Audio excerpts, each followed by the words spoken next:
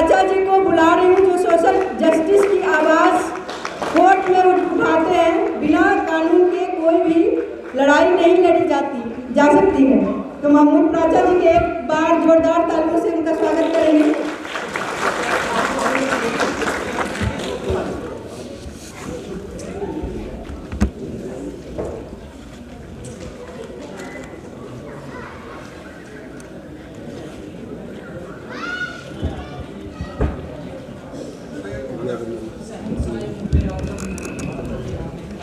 आप लोग थोड़ा बैठ जाएंगे, ऐसे खड़े हो जाएंगे, सब लोग देख नहीं पाएंगे।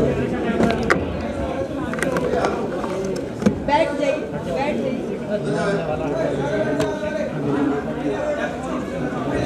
प्लीज कृपया।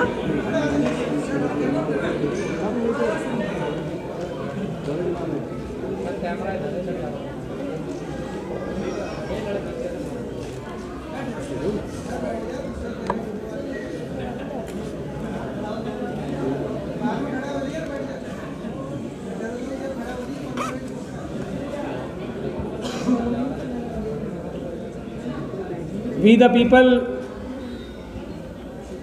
का मैं बहुत धन्यवाद करता हूं कि आज फिर एक बहुत ही अहम बहुजन अधिकार के लिए एक और सभा उन्होंने की है आज।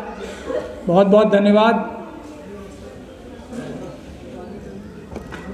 आज की इस सभा में मौजूद हमारे सभी नेतागण,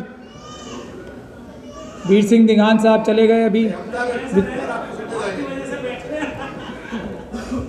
अब मुझे लगा चलो राजू भाई भी हैं, विजेंद्र यादव साहब, हमारे छोटे भाई राकेश साहब जो कॉरपोरेटर हैं हमारे दिल्ली 6 से ही, प्रोफेसर रतन लाल साहब थे, पता नहीं अभी हैं या चले गए हैं, वीर सिंह जी, इंजीनियर खेमचंद कोहली साहब, WPTP के तमाम कार्यकर्तागण, ऑफिस बेयरर्स, मानव साहब,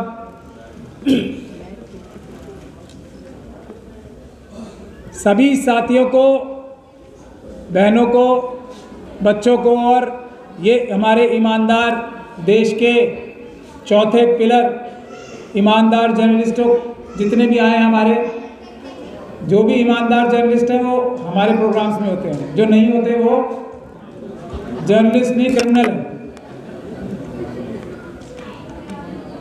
सभी को जय भीम, जय भारत, जय संविधान। देखिए, मैं एक बात बार बार ये कहता आया हूं और कह रहा हूं अभी भी, हम लोग बहुजन जो हैं, हम लोगों ने ज्ञान बहुत प्राप्त कर लिया, हमारे सारी चीजें समझ में आ चुकी हैं, किसी को भी कोई शक और शुबे की गुंजाइश अब इसमें है ही नहीं कि जब तक ये आरएसएस और बीजेपी की सरकार रहेगी, अभी तो डायरेक्टली है या इनडायरेक्टली भी कभी भी रहेगी आरएसएस की कोई भी सरकार, तब तक बाबा साहब डॉक्टर भीमराव अंबेडकर, हमारे अन्य महापुरुषों ने जो भारत की कल्पना की थी, जो अशोक का भारत था, वो कभी पूरा हो ही नहीं सकता। एक बात हम सब ने समझ ली, और इन लोगों को हटाने का तरीका भी हमने समझ लिया है कि हम लोग 90% हैं, 88% हैं, वोट देंगे, इनको हटा देंगे, और वोट देने से, क्योंकि 5 साल में इलेक्शन आता है, वोट देके भी ना हटा पाए तो हम भारत के संविधान की जो प्रावधान है, जो कानून बने हैं, जो बाबा साहब डॉक्टर भीमराव अंबेडकर ने इतनी लड़ाई करके हमारे लिए एक अच्छा संविधान बनाया था, उस पर अपनी संख्या, अपनी ईमानदारी, अपने संघर्ष के बल पे न्याय प्राप्त कर लेंगे, ये भी हमने जान लिया।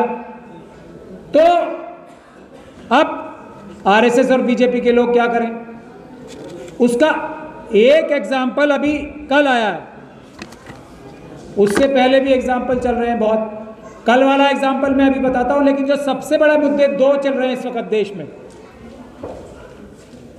तो ये जो हम सेमिनार्स करते हैं, मैं बार बार इस बात को बोल रहा हूं, जितने लोग हम सेमिनार्स में आते हैं, सड़क पे संघर्ष करने के लिए उतरे हैं उतने लोग। और दूसरा, जो भी आरएसएस और बीजेपी की मानसिकता का व्यक्ति है, जो भी, उससे बात करना बंद कर दें। पहला जो आपको रास्ता में बता, बात ही करना बंद कर दें। उनसे हमारा सिर्फ एक रिश्ता है, उनको जेल भिजवाने का, क्योंकि उन्होंने देश लूट के खा लिया है। पिछले 10 सालों में देश को लूट लिया, एक एक आदमी के घर से अनाज छीन लिया और 5 किलो अनाज के लिए मोहताज बना दिया। हम लोग जो दुनिया और देशवासियों को अनाज खिलाने वाले लोग थे, आज 5 किलो अनाज के लिए मोहताज बना दिया। ये है। तो पहला काम हमें जो करना है वो है बात करना बंद कर दो। और एक एक आदमी, अगर एक एक आरएसएस के कार्यकर्ता पन्ना प्रमुखों के खिलाफ कार्रवाई अगर लिखित में पुलिस में करनी शुरू कर दे कि कल तो वे स्कूटर पे घूमते थे, आज मर्सिडीज में कैसे, कल तक झोपड़ी भी नहीं थी, आज ये महल कैसे, ये काम शुरू करें हम। सबसे पहले तो प्रैक्टिकल काम करने का वक्त आ गया।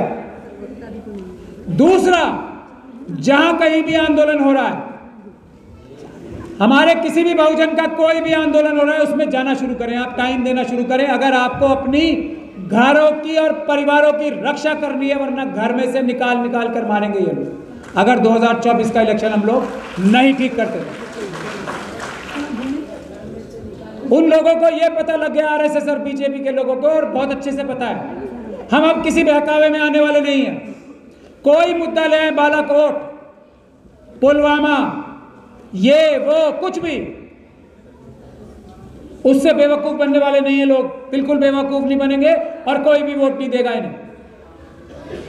तो इन्होंने ईवीएम का जरिया चुन रखा है। ईवीएम, आप वोट किसे भी दें, सरकार अगर नरेंद्र मोदी साहब की बनेगी तो फिर क्या करोगे आप? भाई वोट देके ही तो सत्ता परिवर्तन कर सकते हो आप। पूरी तरीके से अगर अंबेडकरवादी सरकारें नहीं आती तो जैसी भी थोड़ी बहुत अंबेडकरवादी सरकारें आती हैं वही तो बना सकते हो आप। अब वो करने का भी तरीका छीन लिया। तो पहला मुद्दा तो ये है, समझ लो आप लोग ध्यान से, पहला मुद्दा है ईवीएम। इस वक्त ईवीएम के लिए जहां जहां भी आंदोलन हो रहा है वहां भारी संख्या में जाके ईवीएम का विरोध करें। हम लोगों ने जो ईवीएम हटाओ, संयुक्त मोर्चा ने जो प्रोग्राम दिया है, और अभी 31 तारीख को बामसेफ की एक बहुत बड़ी कॉल है जंतर मंतर पे, आप सभी लोगों को, और सब आप सब लोगों को नहीं, अपने साथ कम से कम 10-10, 20-20 लोग लेके, आप सब जागरूक लोग हो। 31 तारीख को पहले, सबसे पहला काम, 31 तारीख को बामसेफ ने जो कॉल दी है ईवीएम हटाने के लिए, उसमें सबको जाना है। हम सब लोग जा रहे हैं, हम सब लोग पूरी ताकत से जा रहे हैं। मैं सब लोगों से आह्वान करता हूं कि 31 तारीख के प्रोग्राम को ऐतिहासिक प्रोग्राम बना के इलेक्शन कमीशन को मजबूर करना है कि पेपर बैलेट से ही चुनाव होगा, ईवीएम से नहीं होने देंगे हम।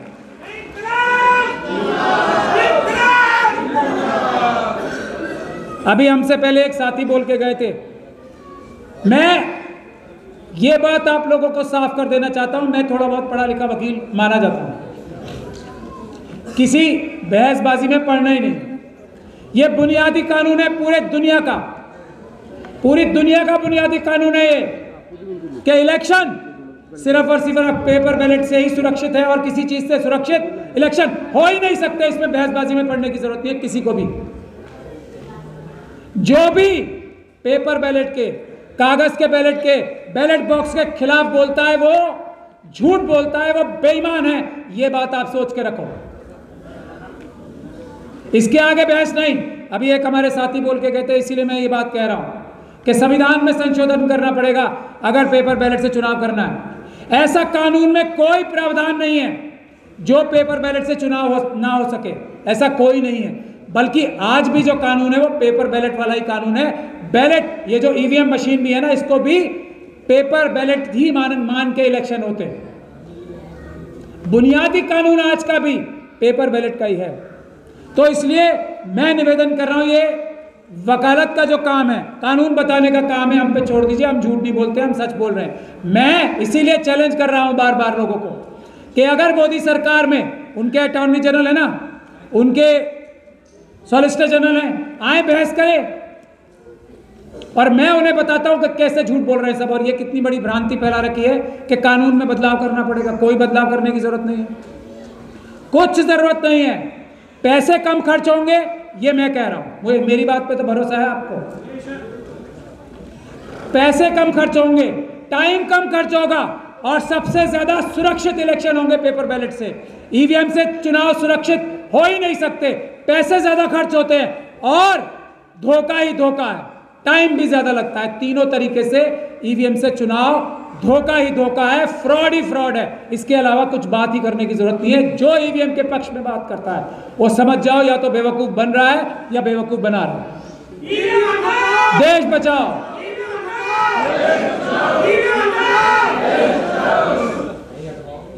तो 31 तारीख को, और हम लोगों का आह्वान है, एक एक व्यक्ति भी जो कहीं भी ईवीएम का सेंटर है ना, जैसे रिटर्निंग ऑफिसर अभी देश में 543 बनेंगे लोकसभा का चुनाव कराने के लिए। एक एक ऑफिस के बाहर हमें हजारों की संख्या में बैठना है, जैसे सीएनआरसी के प्रोटेस्ट में, किसान आंदोलन में बैठे थे। हमें इस तरह का देश में माहौल बनाना है, जैसे SC/ST एक्ट जब हटाया था 2018 में अप्रैल 2 को, वो माहौल देश में क्रिएट करना है। जब ये सरकार ईवीएम से चुनाव कराने से पीछे हटेगी, वरना इनकी तो जिंदगी और मौत का सवाल है। वोट इन्हें एक भी नहीं पड़ना और ये ईवीएम से चुनाव नहीं कराएंगे, ऐसा कभी संभव है? समझ लो बात, और किसी तरीके से नहीं मानने के, दुनिया भर के झूठ बोलेंगे। अब इलेक्शन कमीशन को सड़कों पे उतार दिया। पहले हमने 50 मशीनें मांगी ना सिर्फ, कितनी ज्यादा डर लग गया। अब एक एक को जाके दिखा रहे हैं झूठ अपना कि नहीं नहीं ईवीएम की मशीनें ठीक होती हैं। पहले कहते थे मशीन देखने ही नहीं देंगे। बड़ी बड़ी पॉलिटिकल पार्टीज को मशीन देखने के लिए नहीं दी इन्होंने। अब एक एक गांव में जाके, एक एक गली में जाके क्यों दिखा रहे हैं? क्योंकि हमने इन्हें बेनकाब कर दिया। और ये बात जानते हैं जब अम्बेडकरवादी खड़े होते हैं, वैसे नहीं डर रहे हैं ये। जब अम्बेडकरवादियों ने कमर कस ली है, अब मुकाबला होगा। चाहे पुलिस लाए, चाहे अपने आरएसएस के गुंडे लाएं, मुकाबला होगा। ईवीएम से चुनाव नहीं होने देंगे, किसी हालत पे नहीं होने देंगे, किसी कीमत पे नहीं होने देंगे। जिसकी जो ताकत लगा ले। देश बचाओ,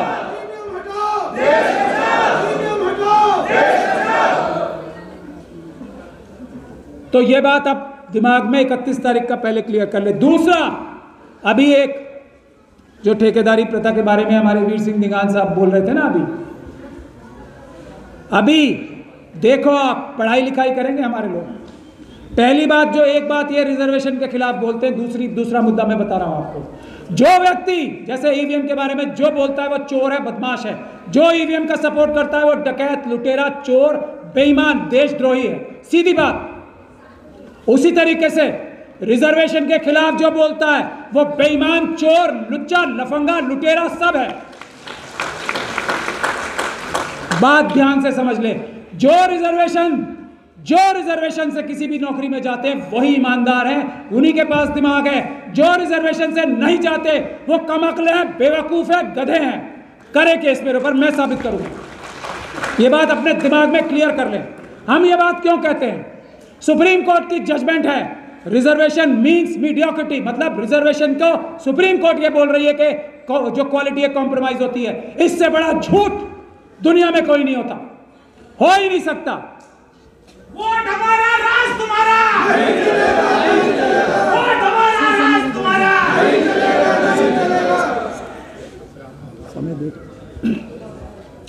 समय देखो या थोड़ी देर और बोलूंगा?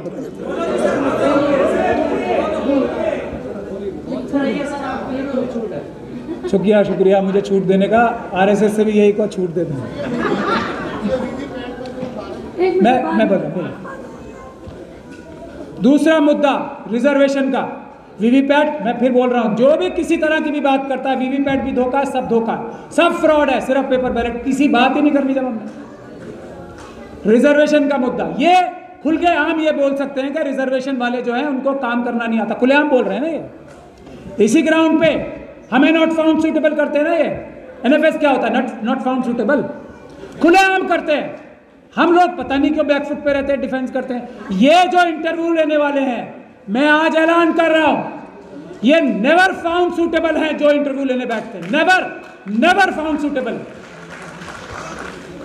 जो इंटरव्यू लेने बैठेगा उसके मन में एकलव्य का कॉन्सेप्ट होगा। समझ में आती है बात आप लोगों को? हजारों साल से द्रोणाचार्य पुरस्कार देते हैं ना। ये क्या है द्रोणाचार्य पुरस्कार? क्या है कॉन्सेप्ट द्रोणाचार्य साहब का? एकलव्य का कॉन्सेप्ट है ना। और उसको अपना द्रोणाचार्य पुरस्कार उसको देते हैं जिसको ये टीचर मानते हैं। सही बात है ना।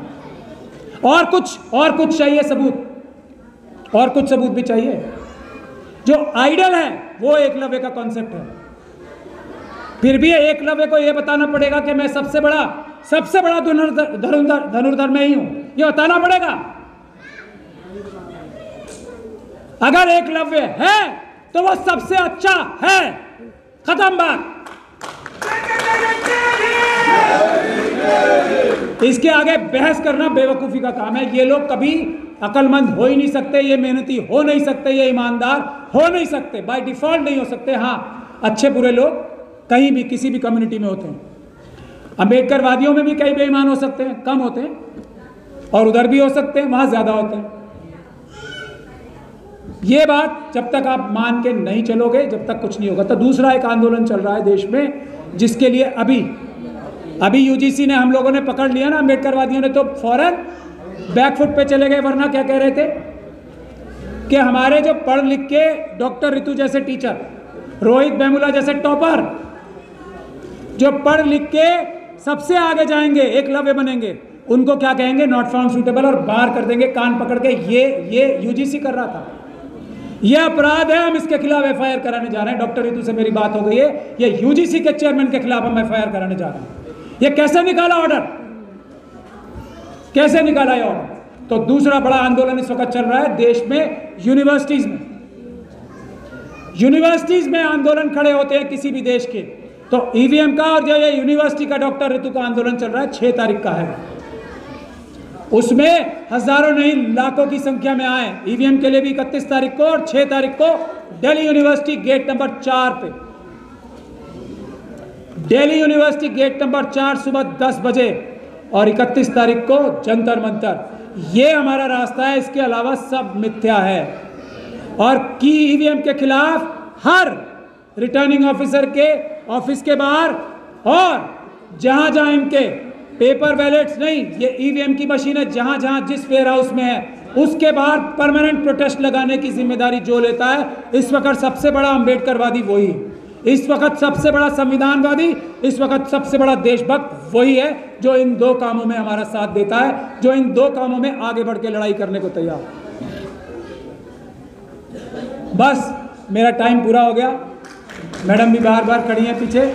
मेरी यही 2 गुजारिश है, बहसबाजी बंद, भाषणबाजी बंद, सड़क पे उतर के खून पसीना बहाने के लिए हम लोगों को तैयार होना है। हमारे सारे प्रोटेस्ट कानूनी होते हैं, हमारे सारे प्रोटेस्ट पीसफुल होते हैं। हमारे ऊपर दिल्ली यूनिवर्सिटी में लाठीचार्ज भी हुआ, भानु जी और हम पे, ऋतु पे और हम पे, चंद्रशेखर आजाद और हम पे, मंजीत नौटियाल साहब और हम पे, सब पे, कितने भाई हमारे यहाँ बैठे हैं, सब पे लाठीचार्ज हुआ। पलट के हमने कुछ नहीं किया, चुपचाप लाठियां खाई, लेकिन हमारा आंदोलन और बड़ा हो रहा है। यही हमारी ताकत है, पीसफुल प्रोटेस्ट, मगर पीछे नहीं हटेंगे। जय भीम, जय संविधान, जय भारत। जिंदाबाद जिंदाबाद जिंदाबाद जिंदाबाद जिंदाबाद